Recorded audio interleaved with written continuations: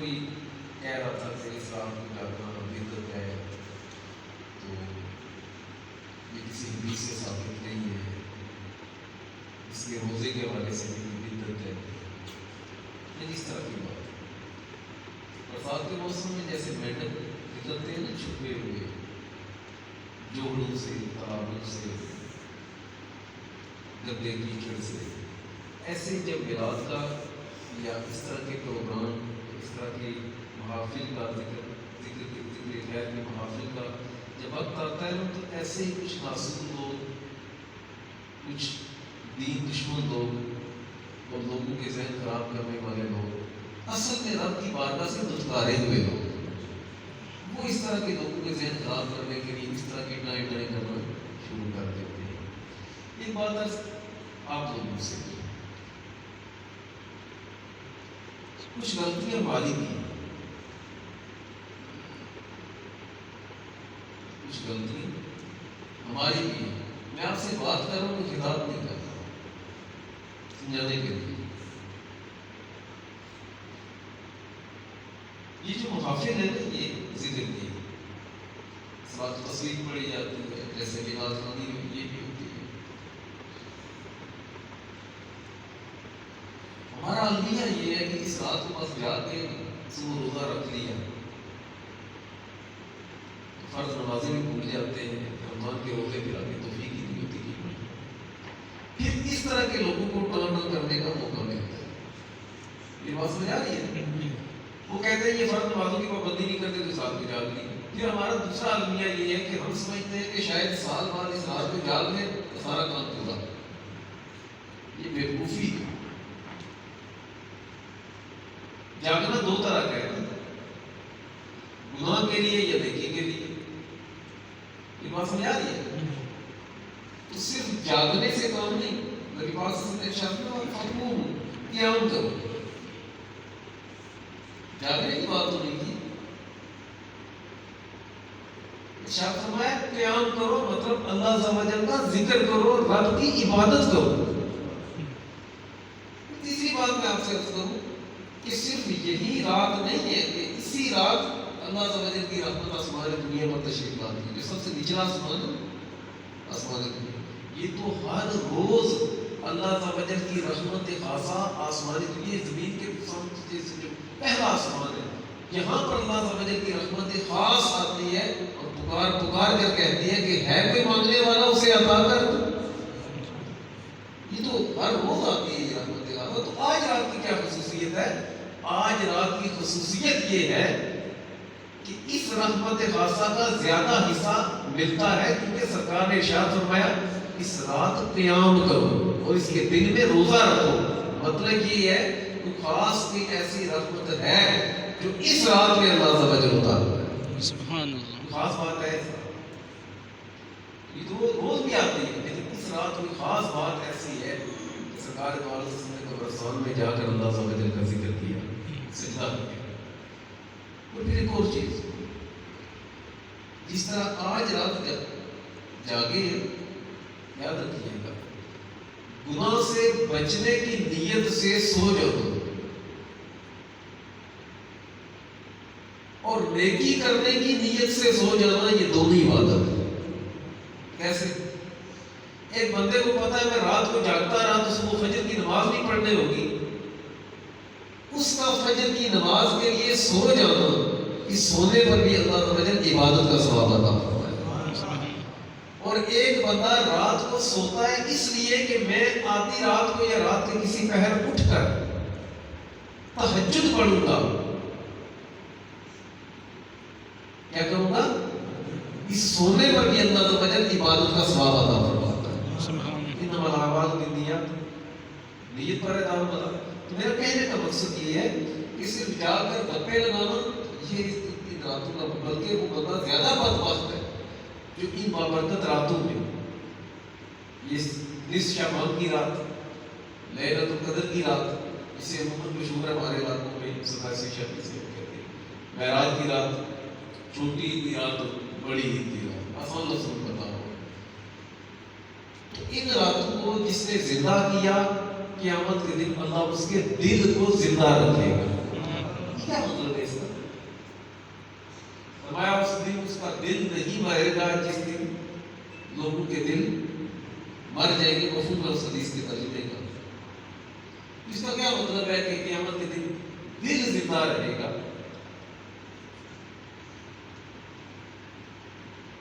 دل زندہ رہنے سے مراد یہ ہے کہ اس سے اللہ کی یاد کے سوا قیامت کے دن بھی کوئی غم نہیں ہوگا, کوئی خوف نہیں ہوگا. غم اور خوف کی کیفیت یہ ہوگی کہ لوگوں کے کہتے ہیں کلیجے حلقوں کو آ جائیں گے, انہوں نے اپنی اپنی پڑی ہوگی.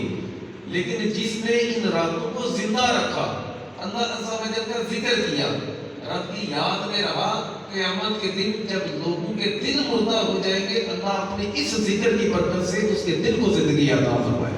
بے شک سبحان اللہ. تو صرف یہ نہیں ہے کہ آج جا کے نماز پورے سال کا موقع ہوگا. بدعت اسے کہتے ہیں. بدعت کیا ہے کہ صرف اس رات کو جاگ لیں, باقی چھوڑیں, اور یہ سمجھ لینا کہ یہ اس رات کو جاگنا واجب ہے, یہ بھی بدعت ہے. اس رات کو جاگنا فرض ہے, یہ سمجھ لینا, یہ بھی بدعت ہے. بدعت کیا ہے؟ نیا کام دین میں نکالنا جس کا قرآن و سنت سے کیا ٹکراؤ. عام راتوں میں بھی آپ جا کر اللہ تعالی کا ذکر کریں تو وہ بھی ثواب, اس رات میں ذکر کریں یہ بھی ثواب. لیکن اس رات کی فضیلت باقی راتوں کی فضائل سے مختلف ہے. لیکن اس رات کو جاگ کر مطلب یہ اللہ تعالی کی عبادت کرنا یہ مستحب عمل ہے. یہ کیا ہے؟ مستحب. مستحب کام وہ ہوتا ہے جس کو کرے تو ثواب, نہ کرے نہ ثواب اور نہ گناہ. اور کئی بندے مجھے کوئی بندہ مسجد میں نہیں آیا, مثال دیتا ہوں, ہم لوگ تو ترغیباً کہتے ہیں بھائی آؤ, ایسے بھائی جو جاگ رہے ہیں, سڑکوں پر جو ٹہل رہے ہیں, گھروں میں کوئی ڈرامہ دیکھ رہا ہوگا, کوئی فلم دیکھ رہا ہوگا, کوئی ٹی وی دیکھ رہا ہوگا, کوئی کچھ کر رہا ہوگا. ہم لوگ بھی تاکیداً کہتے ہیں نا آنا ہی آنا ہے. تو اس کا مقصد یہ ہوتا ہے کہ ان کاموں کو چھوڑو, اگر جاگنا ہی ہے تو اللہ کے گھر میں بیٹھ کر اللہ کا ذکر کر کے جاؤ تاکہ کچھ ملے بھی. ہم ہرگز نہیں کہتے کہ اس رات میں جاگنا فرض ہے یا واجب ہے. ہم ہرگز یہ نہیں کہتے. ہم کہتے ہیں جائز ہے, مستحب ہے. کیا ہے؟ کوئی نہیں جاگتا کسی وجہ سے, بیماری کی وجہ سے, کسی وجہ سے, ویسے ہی نہیں جاگتا, ذکر کے لیے نہیں آتا, تو ہم اسے گناہگار نہیں کہہ سکتے. اور اس کے یہ جو 15ویں جو شعبان ہے, 15 تاریخ کا جو روزہ ہے, معراج شریف 27ویں اس کا رجب کا روزہ ہے. یہ بات سمجھا رہی ہے کہ یہ روزے بھی مستحب ہے. یہ روزے کیا ہے؟ مستحب ہے. یہ روزے کیا ہے؟ مستحب. مستحب کی تاریخ میں نے کیا بتایا, جس کو کرے تو ثواب, نہ کرے نہ ثواب اور نہ گناہ. اب اس کا کوئی روزہ نہ رکھے.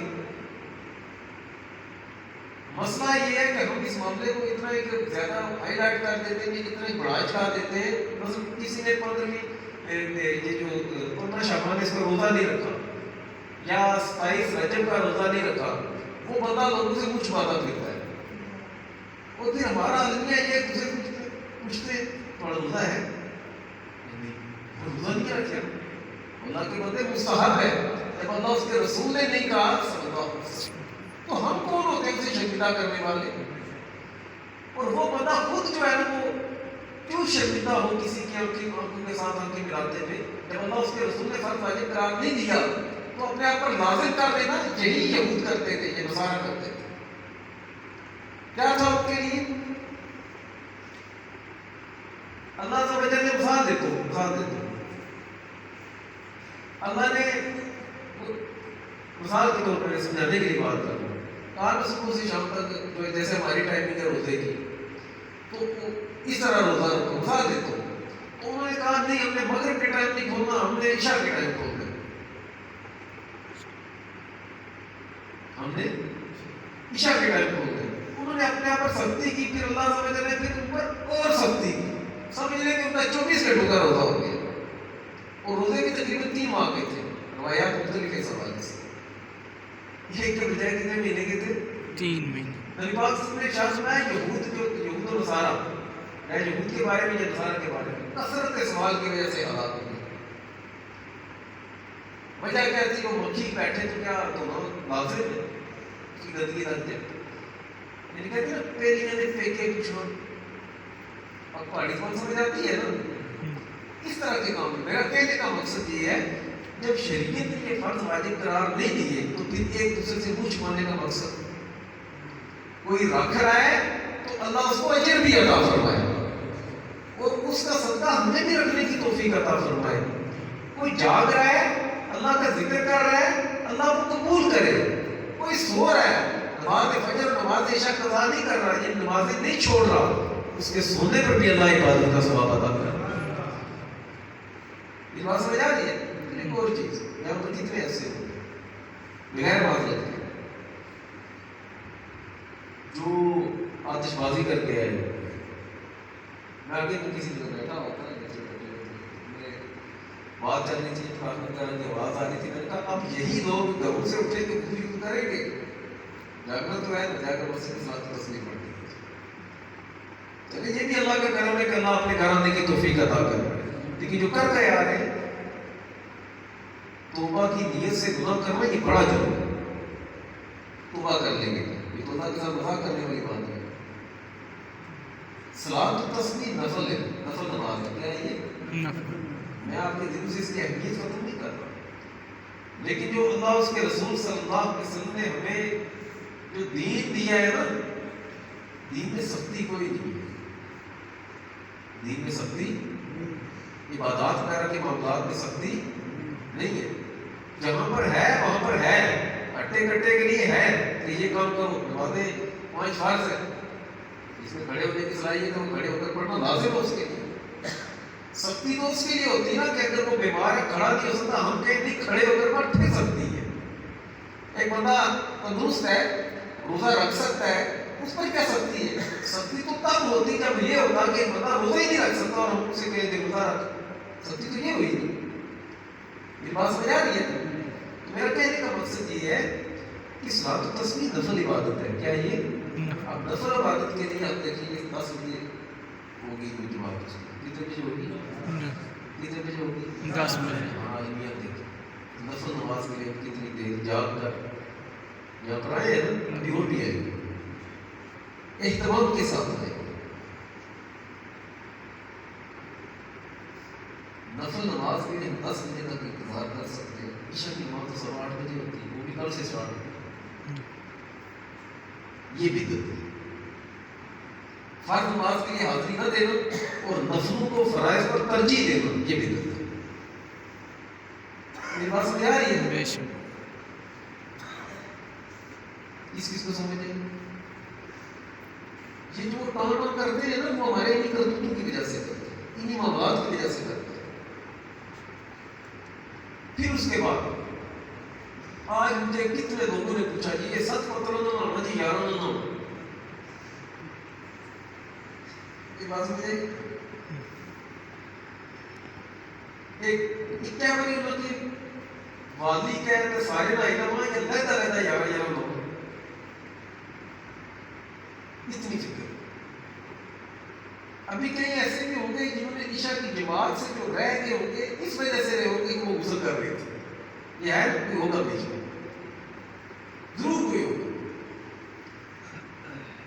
اس رات کو نہانا غسل کرنا یہ مستحب بھی نہیں جائز ہے.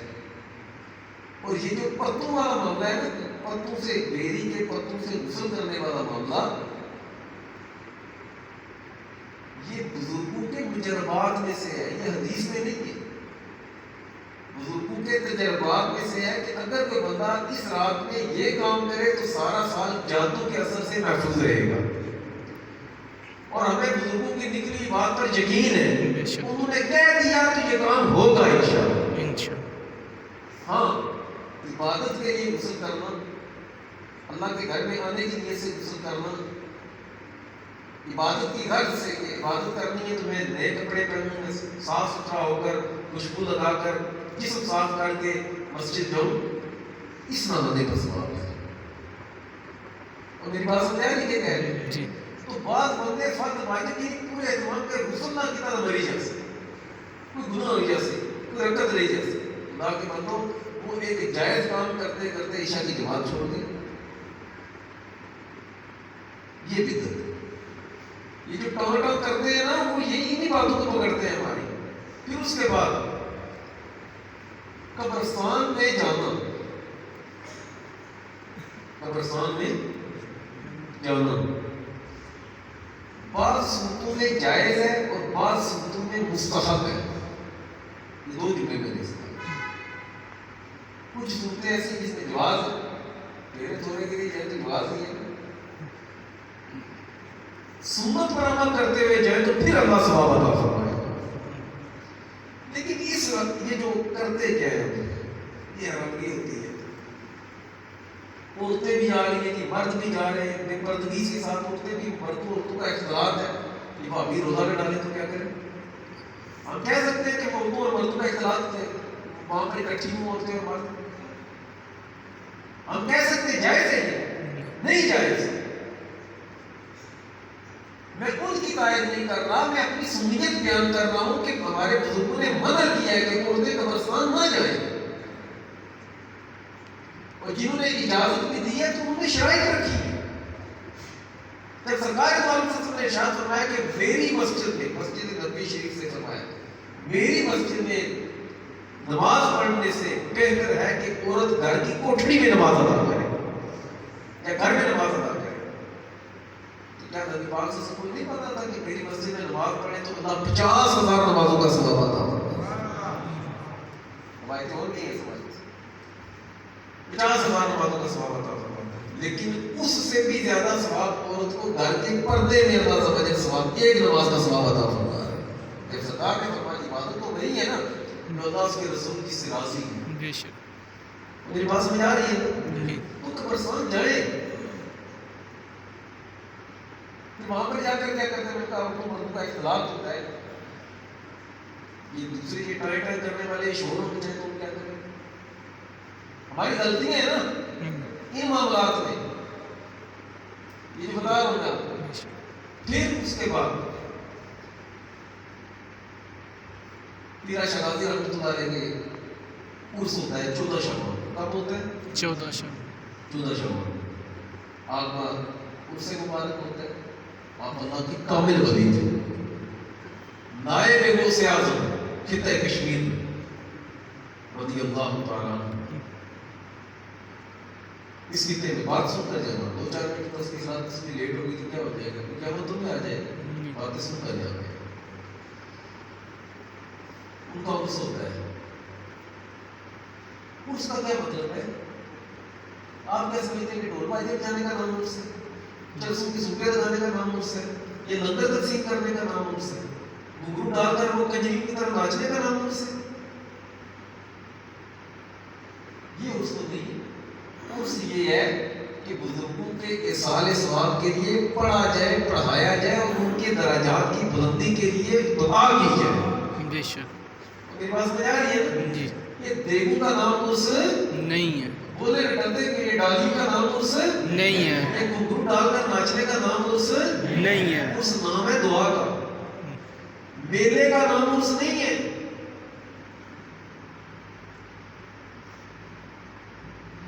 پورے اہتمام کے ساتھ ہم جائیں، لیکن باوجود ہو کر ان بزرگوں کی جو تعلیمات ہیں اس کے مطابق ہم لوگ جائیں. کیا کہتے ہیں میاں صاحب رحمۃ اللہ علیہ کوئی آپ نے ایک دنیا میں ایک ہی تصویر، ان کی تصویر دیکھ کے پتہ چلتا ہے کوئی بندہ کوئی صوفی سا بیٹھا ہو گیا. لیکن اس دور میں میاں صاحب کے پائے کے علماء بہت کم تھے. ایک عظیم مذہبی سعادت جس کو اللہ سمجھ نے فارسی پر بھی اور پنجابی پر بھی مکمل عبور عطا فرمایا. میاں صاحب پنجابی نہیں تھے اس بات پر کہتے ہیں، لیکن اللہ سمجھ نے ان کے سینے کو اتنا کشادہ کیا تھا کہ پنجابی لوگ خود حیران ہے کہ یہ بتا پنجابی لکھی کیسے اور بولی کیسے. کوئی ویسے بھی میاں صاحب کا شعر پڑھے تو بندے کی روح تازہ ہو جاتی ہے. ایسے ہے میاں صاحب رحمۃ اللہ علیہ کی کوئی 1-2 کتابیں نہیں، 10 سے زائد کتب آپ نے لکھی. کتنی؟ 10.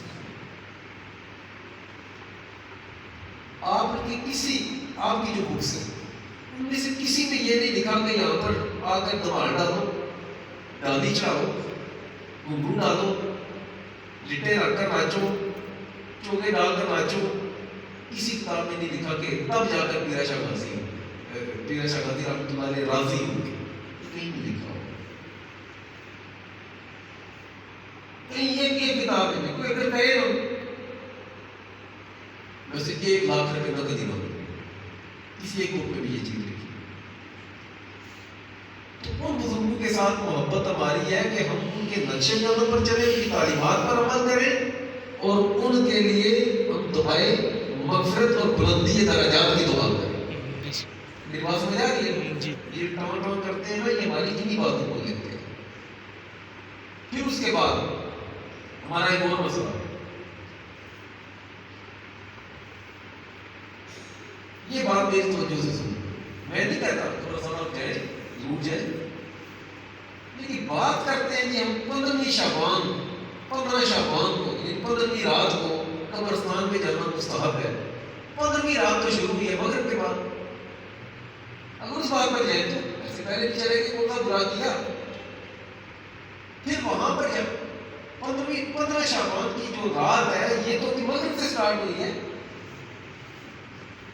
آپ نے تو وہ کام پورا ہی نہیں کیا. جس بات کو آپ لے کر گئے، کہتے ہیں جس گلوں ہوئی اور گل بھی نہ ہوئی. اسی طرح ہمارے افراد کیا کرتے ہیں، ویسے جب بھی سارے سواب جب بھی کریں، دن کو کریں رات کو کریں، یہ تو شریعت کی طرف سے چھوٹ ہے نا. تو آپ جب بھی کریں کسی کے لیے دعائیں مغفرت جب بھی کریں. لوگ گیر نہیں دیتے ہیں، کب دیتے 10 تاریخ کو عصر کے بعد. بھائی 11 تاریخ تو آتی ہے تو مجھے کے پاس اسٹارٹ ہوگی، اس بات پر کہتے ہیں. میں یہ نہیں کہتا کہ 11 بجے کریں، لیکن کہنے کا میرا مقصد یہ ہے کہ آپ جائیں، لیکن قبرستان میں کھڑے ہو کر کھچے مارنا یہ مصاحب نہیں ہے. دل مردہ ہوتا ہے، رزق میں کمی ہوتی ہے، اللہ تعالیٰ ہوتا ہے. پھر اس کے بعد ایک اور چیز، ہمارا جو کہہ لیں کہ المیہ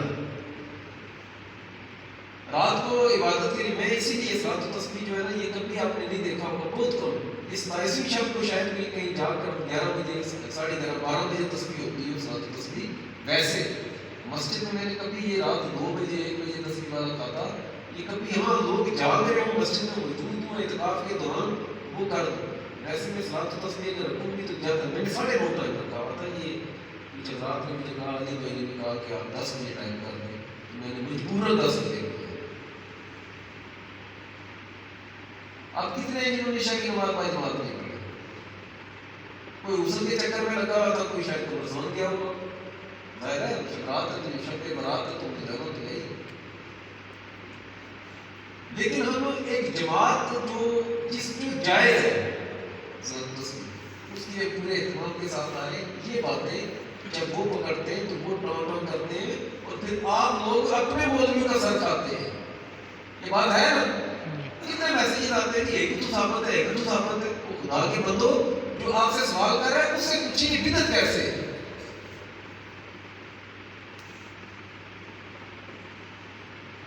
وائس کر دیا، پوچھ لیا جی یہ کہاں سے ثابت ہے، وہ دیکھیں وہ فلاں مجھ سے یہ پوچھ رہا ہے.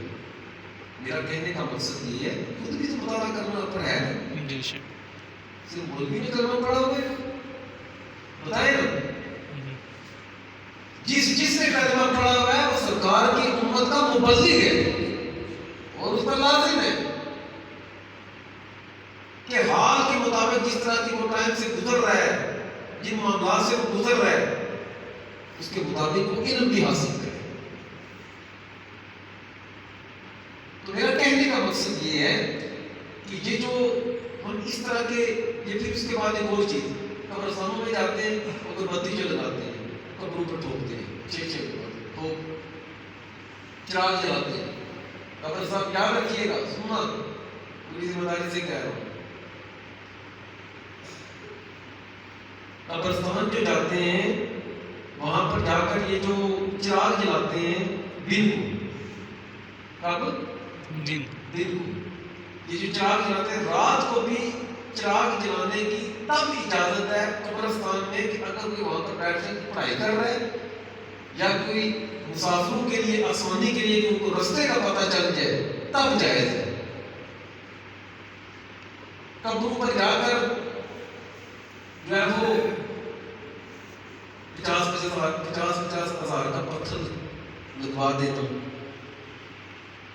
2,000 4,000 کی چادریں چڑھا دیتا ہوں، یہ بابو کو کوئی فائدہ نہیں ہوتا. میری بات سمجھ آ رہی ہے نا؟ جی فی نفس سے ہی ان چادروں کا، ان اگر بتیوں کا، ان موم بتیوں کا، ان چراغوں کا صاحب مزار کو، قبر والے کو کوئی فائدہ نہیں ہوتا. اس سے بہتر ہے کہ اتنی رقم آپ کسی مدرسے کو دے دیں، کسی غریب کی مدد کر دیں، کسی مسجد کو دے دیں اور دعا کریں کہ اللہ اس کا ثواب فلاں کو پہنچا دینا، آپ کا بھی بیڑا پار اگلے کو بھی پہنچ جائے گا انشاءاللہ. میری بات سمجھ آ رہی ہے؟ جی وہ جو ٹانٹوں کرتے ہیں نا، وہ ہماری یہی ملتے پکڑتے ہیں. وہ کہتے ہیں جی نمازیں پڑھتے کوئی نہیں تو چکروں میں پڑے ہوئے. بھائی ہم کب کہتے ہیں آپ سر نماز نہیں پڑھو؟ ہم کب کہتے ہیں کہ آپ جو ہے وہ قبرستان روز نہیں جاؤ؟ ہم کب کہتے ہیں کہ آپ جو ہے جماعت کی پابندی نہ کرو؟ ہم کب کہتے ہیں کہ عورتیں اور مرد اکٹھے ہوں؟ ہم کہتے ہیں؟ نہیں کہتے. جو کرتے ہیں اس طرح کے غلط کام تو ان کی اپنی بیوقوفی. نہ ہمارا دین یہ کہتا ہے، اور ہمارا دین اہل سنت والجماعت جو سنیت ہے یہی سرکار کا دین ہے. بے شک. میری بات سمجھ آ رہی ہے؟ جی آپ کوئی پوچھنے والی بات ہو تو پوچھیں.